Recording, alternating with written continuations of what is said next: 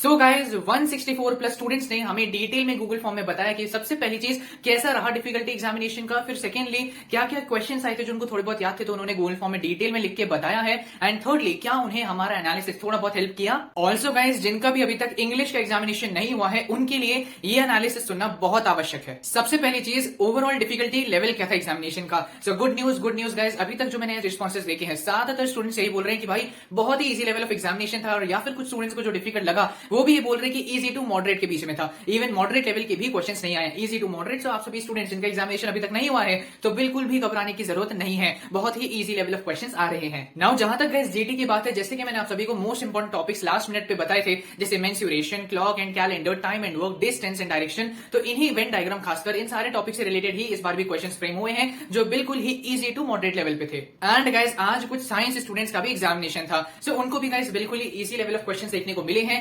पिछले साल के कंपैरिजन में इस साल इतने डिफिकल्ट लेवल ऑफ क्वेश्चंस नहीं आए हैं। जो मैंने गाइस आप सभी को एक एनालिसिस शीट प्रोवाइड करी थी, एज पर दैट ही इस साल भी वेटेज ऑफ क्वेश्चंस रखा गया है। अगर आपके पास वो वेटेज नहीं है तो आप लोग जाके टेलीग्राम से उठा के उसको चेकआउट कर सकते हैं। एंड फॉर्चुनेटली इस बार गाइस जो मैंने आप लोगों को पीसीएम का एनालिसिस प्रोवाइड किया था, फॉर्चुनेटली वो इस साल भी अच्छी तरीके से लगा है, कई स्टूडेंट्स को उसने बहुत हेल्प किया है। Third guys English. Now guys English एक ऐसा सब्जेक्ट है जिसने सभी को हिला के रख दिया, छोटे एजुकेटर से लेके बड़े बड़े एजुकेटर जिन्होंने पिछले साल देखा कि भैया ग्रामर का जी भी नहीं पूछा गया था, इस साल पूरा का पूरा इंग्लिश का पेपर ग्रामर से ही भर दिया गया। कई स्टूडेंट्स के लिए तो बहुत ही इजी एग्जामिनेशन था, बिकॉज कईयों की जो ग्रामर है उस पे उनकी बहुत स्ट्रॉन्ग होल्ड है, लेकिन कई स्टूडेंट्स ने जिन्होंने सिर्फ और सिर्फ प्रिपेयर करके गए थे synonym, antonyms, vocabulary, one word substitution, idioms and phrases. लेकिन हाँ, इडियम्स एंड फ्रेजेस से 3 क्वेश्चंस डेफिनेटली आए थे, लाइक विव ला फ्रांस का क्या मतलब है, फेदर इन वन कैप का क्या मतलब है, टूर डी फोर्स का क्या मतलब है, इस तरीके के डेफिनेटली इडियम्स एंड फ्रेजेस आए थे। लेकिन इस बार पिछले साल के कंपैरिजन में ज्यादा वन वर्ड सब्स्टिट्यूशन नहीं पूछे गए, ज्यादा सिनोनिम, एंटोनिम एंड वोकैबुलरी नहीं पूछे गए। नाउ इंग्लिश एग्जामिनेशन ने गाइस मुझे भी डिसअपॉइंट किया, उसी के साथ साथ मेरे कई सारे स्टूडेंट्स को भी डिसअपॉइंट किया।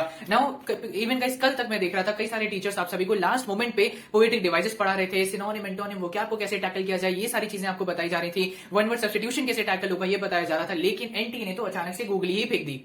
जिन भी स्टूडेंट्स का गाइस अभी तक एग्जामिनेशन कंडक्ट नहीं हुआ है या फिर अभी तक आपका सिटी स्लिप ही नहीं आई है, तो आपके पास टाइम है इन कुछ पर्टिकुलर चीजों पे फोकस करने के लिए। प्लीज सावधान रहो, बिकॉज आपके साथ भी ये चीजें हो सकती हैं। पूरा पेपर पैटर्न इंग्लिश का खासकर पूरा का पूरा चेंज कर दिया गया है। नाउ गाइस मैंने जहां तक देख रहा हूं, इवन जो स्टूडेंट्स के रिस्पॉन्सेज है जो मैं आपको अभी एंड में प्रोवाइड करूंगा, उसमें आपको देखने को मिलेगा कि जैसे कई बच्चे बोल रहे हैं कि एक past perfect tense based question आया था, सेकंड में 4 प्रीपोजिशंस पूछे गए, फिर उसके बाद 2 एक्टिव वॉइस क्वेश्चंस पूछे गए, फिर उसके बाद 1 और 2 स्पॉटिंग एरर बेस्ड क्वेश्चंस आए। मतलब एक लाइन दे रखी है, उसमें क्या एरर है वो आपको स्पॉट करना है। उसी के साथ साथ 1 स्पेलिंग एरर बेस्ड क्वेश्चन आए, जो पिछले साल तो मतलब 4-5 क्वेश्चन इससे आ रहे थे। उसी के साथ साथ 2 वन वर्ड सब्स्टिट्यूशन के क्वेश्चंस आए, एंड 4 to 5 पैराजुम्बल्स आए। ना 4 to 5 पैराजुम्बल्स जो मैंने आपको बताया कि किस तरीके से टैकल करना है, उनमें जो कुछ लोगों ने वीडियो देखी तो उसको कुछ स्टूडेंट्स को डेफिनेटली बेनिफिट मिला।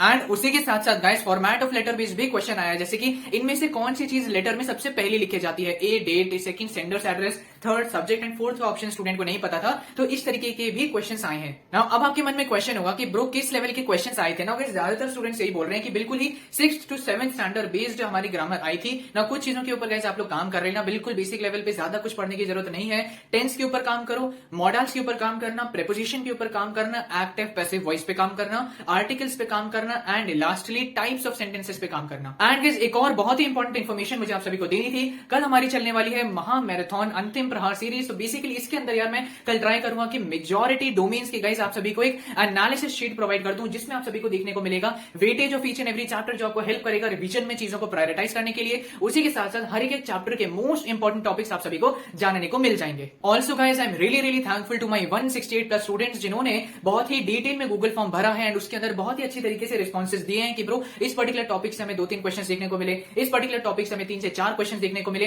नाउ ये पर्टिकुलर डेटा गाइस आप सभी स्टूडेंट्स के लिए इंपॉर्टेंट है जिनका अभी तक एग्जामिनेशन नहीं हुआ है। सो गाइस मेरी आप सभी से रिक्वेस्ट होगी कि 1 घंटा दो बिल्कुल ठंडे दिमाग से बैठ के उस पर्टिकुलर एक्सेल शीट को, जो मैं आपको भी अपने डिस्क्रिप्शन बॉक्स में प्रोवाइड करूंगा, जिसमें हर एक स्टूडेंट ने डिटेल में रिस्पॉन्सेस प्रोवाइड किए हैं, 1 घंटा दो ठंडे दिमाग से बैठ के इस एक्सेल शीट को पढ़ो, जो आप सभी को हेल्प करेगा ये जानने में कि किस पर्टिकुलर टॉपिक से कितने क्वेश्चन आए, ऐसा कौन सा टॉपिक है यार जो बिल्कुल नया टॉपिक था और मुझे पता ही नहीं था, इससे भी क्वेश्चन आ गए। कई बच्चों ने सजेशंस भी दिए आप सभी को कि बिल्कुल ठंडा दिमाग रखना, या फिर टाइमर इस तरीके से चल रहा है, ये चीजें हो रही है अपने रिस्पॉन्सेज में, जो आप सभी स्टूडेंट्स जिनका एग्जामिनेशन अभी तक नहीं हुआ है उन सभी स्टूडेंट्स को हेल्प करेगी। ऑल्सो सो गाइस जब आप सभी का भी एग्जामिनेशन हो जाएगा तो आप सभी को भी मैं गूगल फॉर्म प्रोवाइड करूंगा, उसमें डिटेल में अपने रिस्पॉन्सेस फिल इन करना जैसे आप सभी के 160 प्लस फेलो एस्पिरेंट्स ने फिल किया है। सो आई होप गाइस इस तरीके के एनालिसिस आप सभी को हेल्प करने वाले हैं। 160 प्लस स्टूडेंट्स के एफर्ट्स हैं ये। नीचे मैंने डिस्क्रिप्शन बॉक्स में डिटेल एक्सेल शीट आप सभी को प्रोवाइड कर दे रहा हूं, जाके चेकआउट करो, चीजों को समझो कैसे एग्जामिनेशन हो रहे हैं। सो आज तो मेरा कोई एफर्ट नहीं था, बट हाँ कल गाइस मेरे बहुत ही तगड़े एफर्ट होने वाले हैं। रात तक बैठ के आपके लिए मैं एनालिसिस शीट बनाऊंगा, तो प्लीज उसको देखना जो आप सभी को बहुत ज्यादा हेल्प कर सकता है।